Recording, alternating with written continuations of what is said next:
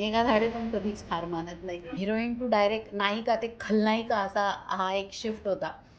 आणि मी म्हटलं चला चॅलेंजिंग आहे, बघायला हरकत नाही. पण मी सावलीच्या हातावर निखारा ठेवते, चळता निखारा, पेटता निखारा मी तिच्या हातावर ठेवते आणि तिची मूठ अशी कच्च बंद करते. मला मराठी बिग बॉस करायला जेवढी मजा आली किंवा जेवढा आनंद झाला तेवढा तिथे झाला नाही. इवन मी माझा हिंदीचा सीझन सुद्धा बघितला नाही. ते अशा अशा ठिकाणाहून आले होते ना जिथं बायकांना खूप हीन दर्जा दिला जातो.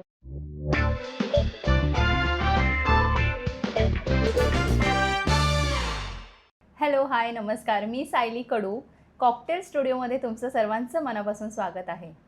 आज आपण आलेलो आहोत सावळ्याची जणू सावलीच्या सेटवरती आणि आपल्यासोबत गप्पा मारायला आहेत भैरवी म्हणजेच मेघा धाडे. हॅलो, कसे आहात सगळे? तुझं खूप खूप स्वागत आहे कॉकटेल स्टुडिओमध्ये. आज तुझ्याशी खूप छान गप्पा मारायच्या आहेत आम्हाला. भैरवी हे जे कॅरेक्टर आहे ते खूपच ॲम्बिशियस आहे. तिचे खूपच लेयर्ड आम्ही बघितलेत आतापर्यंत. तर हे रोल तू कसा काय स्वीकारलास आणि याच्यासाठीचं काय चॅलेंज होतं? मुळात आजवर नेहमी हिरोईन टाईप रोल केलेत आणि लीड रोल्स केलेत. पण माझ्यासाठी हिरोईन टू एक कॅरेक्टर हा जो शिफ्ट आहे, हा शिफ्ट मला घ्यायला जरा थोडीशी मी झिझक होत होती मला. थोडा संकोच वाटत होता. पण जेव्हा मला कपिलने हे कॅरेक्टर ऐकवलं, आधी या कॅरेक्टरचं नाव वेगळंच होतं बरं का, आणि मी तुम्हाला ते आता नाव सांगते, बघूया इंटरव्ह्यू संपेपर्यंत तुमच्या ते लक्षात राहतं का. तर या कॅरेक्टरचं आधी नाव होतं निशिगंधा. आणि ते नंतर मी इन झाल्यानंतर कपिलला असं वाटलं भैरवी जास्त सूट करेल हिच्यावर निशिगंधापेक्षा, त्यामुळे ते नाव चेंज झालं. सो कपिलने मला कन्व्हिन्स केलं की सावलीच्या आयुष्यात सगळ्यात महत्त्वाचा अडथळा जो तिच्या आयुष्यातला आहे किंवा सगळ्यात मोठी ट्रॅजेडी तिच्या आयुष्याची काय आहे, तर सावली एक सुंदर गायिका आहे, पण ती एक अशी गायिका आहे जिला तिचा आवाज जगासमोर आणता येत नाही. आणि ते तिच्या आयुष्याचं सगळ्यात मोठं एक सिक्रेट पण आहे आणि तिचं एक ट्रॅजेडी पण आहे. आणि ते करण्यामागे किंवा ते सगळं घडून आणण्यामागे एका व्यक्तीचा हात आहे. तिच्या आयुष्यातला सगळ्यात मोठा स्पीड ब्रेकर ती म्हणजे भैरवी वझे. जितकी सावली इम्पॉर्टंट आहे या शोमध्ये, जितकं तिचा आवाज इम्पॉर्टंट आहे, तेवढीच हे एक गुरु शिष्याचं जे नातं आहे त्यामध्ये भैरवीचंही तितकंच महत्त्व आहे. कारण भैरवीकडे सावलीचा आवाज गहाण आहे आणि खूप वेगळं कॅरेक्टर आहे जे मी यापूर्वी कधीच केलेलं नव्हतं. एकतर म्हणजे हिरोईन टू डायरेक्ट नायिका ते खलनायिका असा हा एक शिफ्ट होता. आणि मी म्हटलं चला चॅलेंजिंग आहे, करून बघायला हरकत नाही. मला कपिलने छान कन्व्हिन्स केलं. त्यात प्रोडक्शन हाऊस इतकं नावाजलेलं कोठारे विजन्स, आणि कोठारे विजनसोबत काम करण्याची अनेक वर्षांपासूनची इच्छा होती. दरवेळी त्यांच्या प्रत्येक शोसाठी मला कास्टिंगसाठी कॉल यायचा, बट काही ना काही फिसकटायचं आणि ते होत नव्हतं. आपण म्हणतो ना, प्रत्येक गोष्टीचा एक योग यावा लागतो. खरंय. त्यामुळे माझ्या आयुष्यात या सिरियलच्या निमित्ताने अनेक गोष्टी पहिल्यांदा घडत आहेत. ओके. जे म्हणजे मी आयुष्यात पहिल्यांदा झी मराठीसोबत काम करते आहे, पहिल्यांदा कोठारे विजन्ससोबत काम करते आहे आणि पहिल्यांदा अशा खलनायिकेच्या भूमिकेत, मुख्य खलनायिकेच्या भूमिकेत काम करते. सो हे एक छान चॅलेंज होतं आणि जे मला वाटलं एक्सेप्ट करायला काही हरकत नाही आहे. ॲज यू ऑल सी की मी थोडाफार माझ्या परीने प्रयत्न करते हे शिवधनुष्य पेलण्याचा. आता ते जमतंय की नाही ते तुम्हीच बघा. नाही, खरंच खूप छान जमतंय ते. आणि ज्या प्रेक्षकांच्या प्रतिक्रिया येत असतात आम्हालाही, त्यावरून ते कळतंच आहे की खूप छान चालू. प्रतिक्रिया मला खूप शिव्या येत असतात. पण तेच तुझं खरं तर क्रेडिट आहे, त्या रोलचं क्रेडिट आहे. खरं. सो भैरवी एक क्लासिकल सिंगर सुद्धा आहे. सो मेघा मध्ये काही गाण्याचे गुण आहेत का? ती तसं काही? एक म्हणजे भैरवी वझे जी स्वतः एक शास्त्रीय गायिका आहे, शास्त्रीय संगीताची गायिका आहे. दुसरी म्हणजे सावली जिचा तो खरा आवाज आहे. आणि तिसरी मारून मुकटून बनवलेली गायिका म्हणजे तारा वझे. सो आम्ही तिघीही संगीताच्या प्रचंड वेड्या आहोत आणि आम्हाला तिघींनाही गाणं गायला खूप आवडतं. अरे वा. भलेही आम्ही तिघी वेल ट्रेन्ड सिंगर्स नाही आहोत, पण जस्ट एक गाण्याची आवड असल्यामुळे आम्ही तिघी एकत्र आल्या की आम्ही सतत गाणी गात असतो किंवा गाणी ऐकत असतो. सो गाण्याचं जे अनन्यसाधारण महत्त्व आमच्या आयुष्यात आहे ते या सिरियलमध्ये पण आहे. अरे वा. शूट करताना तुला कधी असं जाणवतं का की भैरवीमध्ये थोडी मेघा पण आहे, तिचा काही ॲटिट्यूड असेल, तिचा काही विचार असेल, असं काही गोष्टी?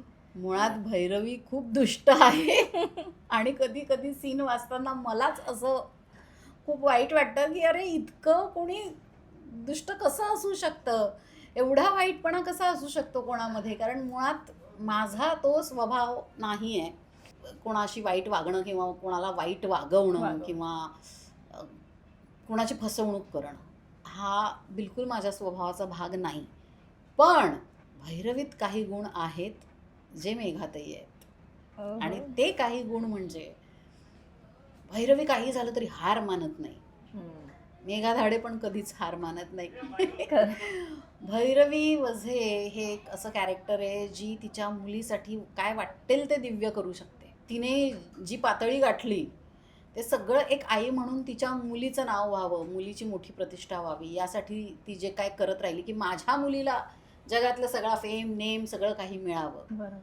एक आई म्हणून माझी सुद्धा तीच इच्छा आहे माझ्या मुलीच्या बाबतीत की माझ्या मुलीला जगातला सगळा सक्सेस तिला मिळावा, सगळ्यांनी तिची वाहवा करावी, तिचं कौतुक करावं. एक आई म्हणून मलाही ते कुठेतरी वाटतंच. आणि भैरवी वझे ही अशी बाई आहे जिने एकटीने तिच्या मुलीचं संगोपन केलं आहे आणि ॲज अ सिंगल मदर एक खमकी बाई म्हणून ती तिच्या मुलीच्या पाठीशी उभी राहिली आहे. आणि मला वाटतं तोच खमकेपणा माझ्यातही आहे आणि हे काही गुण आहेत. फक्त भैरवी तिचं टार्गेट अचीव करण्यासाठी जी पातळी गाठते किंवा जे काय करते ते मेघा धाडेला कधी नाही जमणार. बरोबर. असं एखादा कुठला सीन तू आता केलायस का की जो तुला करताना खूप तू इमोशनल झाली आहेस, तर पॅकअप नंतरही तुझ्या मनातून तो विचार गेला नाही की अरे मी हा सीन केला, किंवा काही दुष्टपणाही असू शकतो किंवा जसं इमोशनल आता तू म्हणाली तोही काही असू शकतो? तसे तर बरेच सीन या सिरियलमध्ये येऊन गेलेत. एकदा एक सीन होता जेव्हा मी सावलीच्या हातावर निखारा ठेवते, जळता निखारा, पेटता निखारा मी तिच्या हातावर ठेवते आणि तिची मूठ अशी गच्च बंद करते. तो निखारा पेटलेला नव्हता जेव्हा तो सीन केला तेव्हा, पण मला ना सावली जेव्हा तो निखारा हातात घेऊन किंचाळली तेव्हा मला लिटरली असं फील झालं की मी खरोखरच पेटता निखारा तिच्या हातावर ठेवला आहे आणि मी किती वाईट आहे. तो सीन संपल्यानंतरही मी कितीतरी वेळ हेच इमॅजिन करत राहिली की मी खरोखर सावलीला चटका लावला आहे आणि मला इतकं वाईट वाटत होतं त्या गोष्टीचं. मी बराच वेळपर्यंत खूप मला ते ट्रॉमॅटिक झालं की कोणाला असं चटका लावणं, पेटवणं, बिकॉज मी याआधी असा सीन कधी केला नव्हता. आणि दुसरं म्हणजे आता जेव्हा आम्ही हे सावलीच्या आवाजाचं सत्य रिव्हील केलं सगळ्या जगाला, तेव्हा सावली जेव्हा गात होती ना स्टेजवर, खरं म्हणजे मला तेव्हा रिॲक्शन्स या देणं भाग होतं की मला खूप राग आला आहे, मला खूप संताप येतोय, मी चिडली आहे वगैरे वगैरे वगैरे. पण प्रॉब्लेम असा होत होता माझा सीन करताना की ती गाताना पाहून आपसुकच माझ्या डोळ्यात पाणी येत होतं. मला इमोशनल व्हायला होत होतं तिची स्टोरी बघताना. म्हणजे जेव्हा ते चालू होतं तिची स्टोरी तेव्हा माझा क्लोज नव्हता खरं म्हणजे. तो फोकस सगळा त्या स्टेजवर चालू असलेल्या ड्राम्यावर सगळा ते कॅमेरा होता. पण जर त्यांनी कॅमेरा इकडे माझ्या तोंडावर फिरवला असता ना, तर मी जसे सावलीचे बाबा रडतायत तशी ऑलमोस्ट रडताना दिसली असती. इतकं मला गहिवरून आलं होतं. आणि खूप वेळापर्यंत म्हणजे आम्ही ते सगळं शूट करतानाचा तो कालावधी आम्ही 3 ते 4 दिवस हे सगळं शूट करत होतो. मला ते 3 ते 4 दिवस आहे ना, मी इतकी ओव्हरवेल्म्ड होते आणि मला इतकं त्या गोष्टीने भरून आलं होतं ना, कधी कधी असं वाटायचं मी खरोखरच भैरवी आहे आणि ती सावली आहे. आणि कधी कधी असं व्हायचं की नाही, फक्त ती सावली आहे आणि तिच्यासाठी मला खूप आनंद होत होता की फायनली जगासमोर तिचा आवाज आला आहे. आणि कधी आनंद होत होता, कधी अश्रू येत होते, कधी राग येत होता, असं सगळं मिक्स चालू होतं. आणि 3-4 दिवस ते शूट चालू असल्यामुळे त्याच एका वातावरणात आम्ही राहिलो होतो आणि माझ्यासाठी खूप हेवी होतं हे सगळं. करेक्ट. तुला बट मला तुम्ही सगळ्यांनी सांगा की आम्ही सावलीचा जो आवाज रिव्हील केला त्याच्या वेळेस जो सगळा काही ड्रामा झाला, ते सगळं नाट्य जे घडलं, ते सगळं तुम्हाला कसं वाटलं? ते सांगा आम्हाला कमेंट्समध्ये. नक्कीच. बिग बॉस मराठी जिंकल्यानंतर ते एक फेम जर का बाजूला ठेवलं तर मेघामध्ये काय बदल घडून आले? तुझ्या नवऱ्याने मला त्या सगळ्या जर्नीत खूप जवळून बघितलं आहे, बिकॉज त्या सीझनच्या वेळेस तो स्वतःसुद्धा तिथे क्रिएटिव्ह हेड होता. हो. सो त्याने खूप जवळून मला बघितलं आहे. मी माझ्या रोजच्या जीवनात जशी आहे, जे आहे तसंच मी त्या शोमध्ये सुद्धा वावरले होते. माझ्यात असं वेगळं, मी असं तिथं जाऊन काही वेगळं वागलेली नाही आहे. हां, फक्त एक आहे की जी स्पर्धा असते, जी कॉम्पिटिटिव्ह आपला स्पिरिट असतो, तो तिथे दाखवणं गरजेचं असतं. बरोबर. कारण आपल्याला आपल्याच मित्रांसोबत स्पर्धा करायची असते. आणि मी तर माझ्या मित्रांसोबत नाही केली स्पर्धा, ऑनेस्टली स्पीकिंग. त्यांच्यासोबत मिळून दुसऱ्यांशी स्पर्धा केली.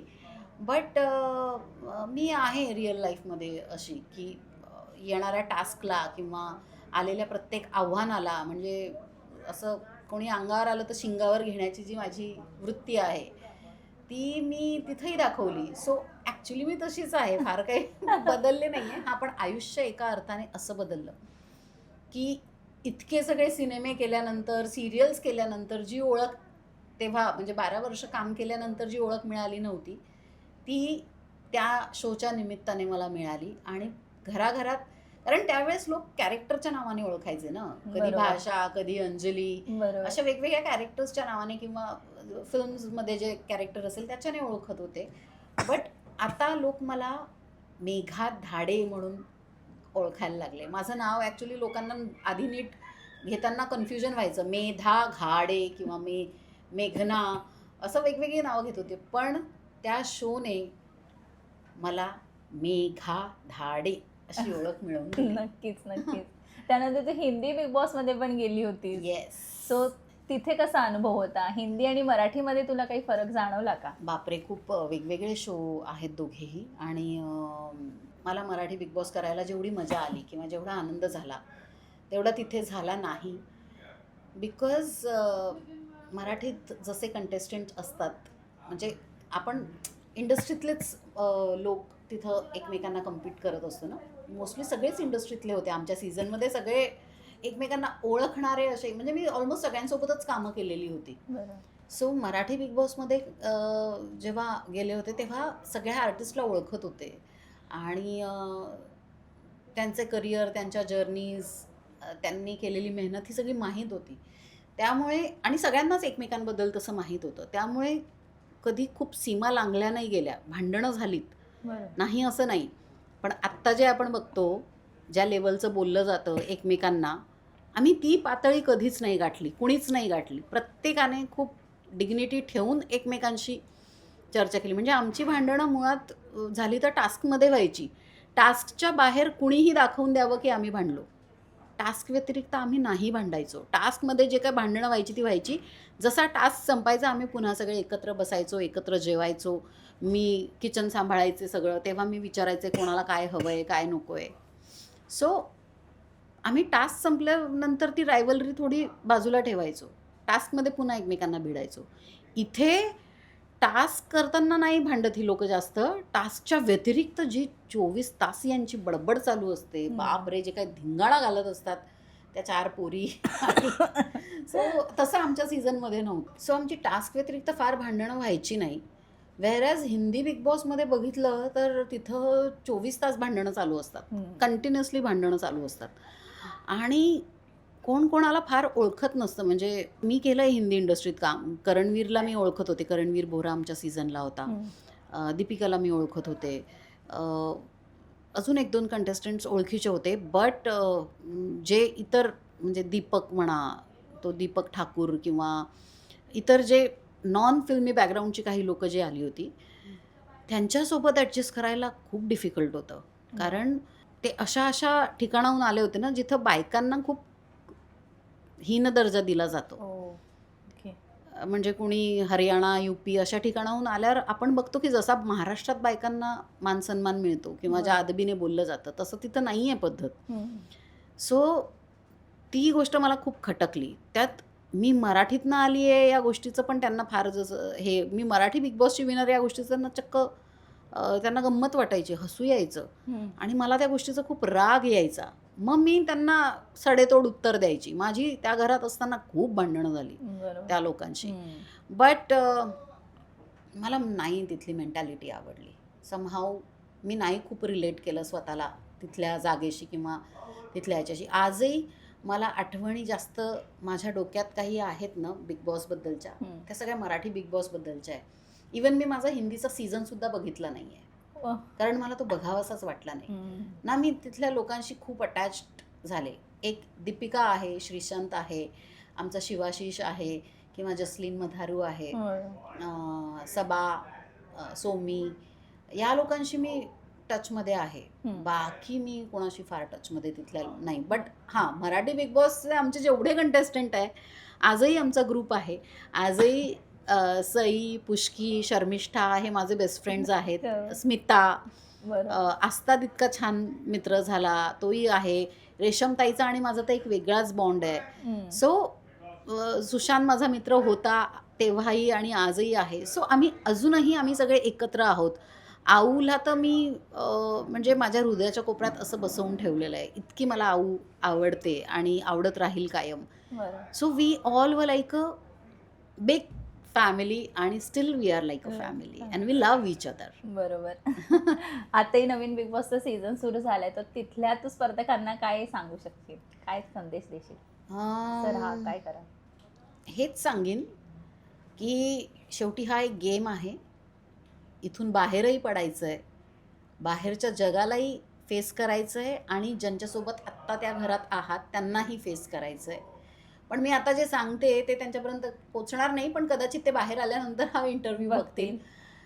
तर इतक्या हीन दर्जाच्या कमेंट्स एकमेकांना करणं किंवा हे जे वागणं आहे एकमेकांवर वाईट वाईट ॲलिगेशन्स करणं, हे नाही केलं पाहिजे. हे चूक आहे. आणि तुम्ही खूप भांडता म्हणजेच तुम्ही खूप स्मार्ट आहात किंवा तुमची बुद्धिमत्ता खूप आहे असं नाही दिसत. तुमच्या भांडणातनं ना तुमची ॲक्च्युअल पातळी कळते. त्या सीझनमध्ये 2-3 मुली ज्या पद्धतीने भांडतात ना सगळ्यांशी, म्हणजे आपल्याला तोंड दिलंय म्हणून बडबड बडबड बडबड बडबड करायचं. मी खूप बडबडी होते, पण माझ्या बडबड करण्याची पद्धत आणि या मुलींच्या बडबड करण्याच्या पद्धतीत जमीन आसमानचा फरक आहे. सो काही लोकांचं वागणं नाही पटत आहे. पण सीझन खूप इंटरेस्टिंग आहे, मज्जा येते मला बघायला. मी अगदी पहिल्या इंट्रोडक्शनपासून ते रोज बघतीये सीझन. जसा जसा वेळ मिळेल तसं तसं बघून घेते, पण मजा येते. I am enjoying. बरं, तू करिअर करताना तू एक आई आहेस, सो हे तू बॅलन्स कसं सांभाळलास इतक्या वर्षात? हे शक्य झालं ते 2 लोकांमुळे. एक म्हणजे माझ्या आईमुळे आणि दुसरं म्हणजे माझ्या नवऱ्यामुळे. इनिशियल जेव्हा लग्न झालेलं नव्हतं आदित्यसोबत, तोवर आई साक्षीला सांभाळत होती आणि जेव्हापासनं आदित्यशी लग्न झालं आहे तोवर त्याने सगळी जबाबदारी घेतलेली आहे. त्याच्या सोबतीला आई पण माझी अधूनमधून साथ देत असते. आणि आता साक्षी पण बऱ्यापैकी मोठी झाली आहे, तिला सगळं कळतं. सो खरं चॅलेंज ती लहान असताना होतं, जे माझ्या आईने खूप छान सांभाळलं तिला. म्हणजे मला तर वाटतं ती 10-11 वर्षाची होईपर्यंत तिला असंच वाटायचं की माझी आईच आमच्या दोघींची आई आहे. ती माझ्या आईलाही आईच म्हणते.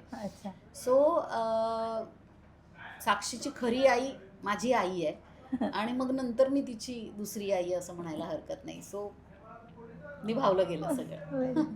ऑन सेट तुझी सर्वात जास्त मैत्री कोणाशी आहे इकडे? ऑन सेट मला सगळ्यात जास्त जवळची सावली आहे आणि तारा आहे. म्हणजे आमची प्राप्ती आणि भाग्यश्री, या दोघी माझ्या जीवकी प्राण आहेत अगदी.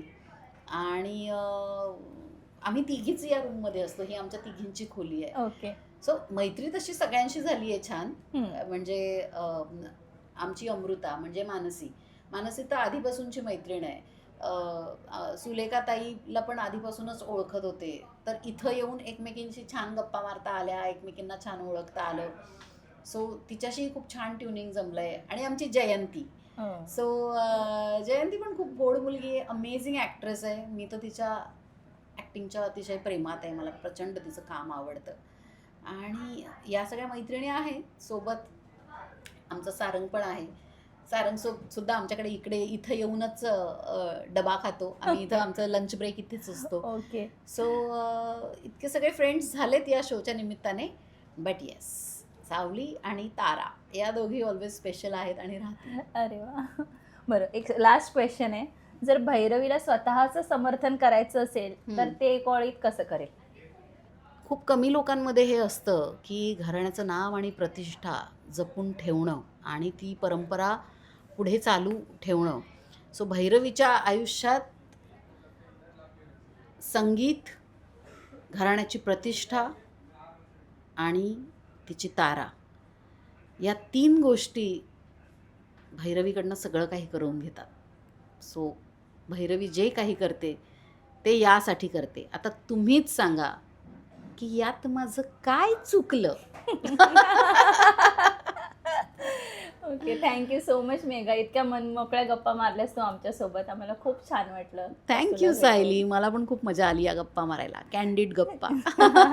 Thank you so much.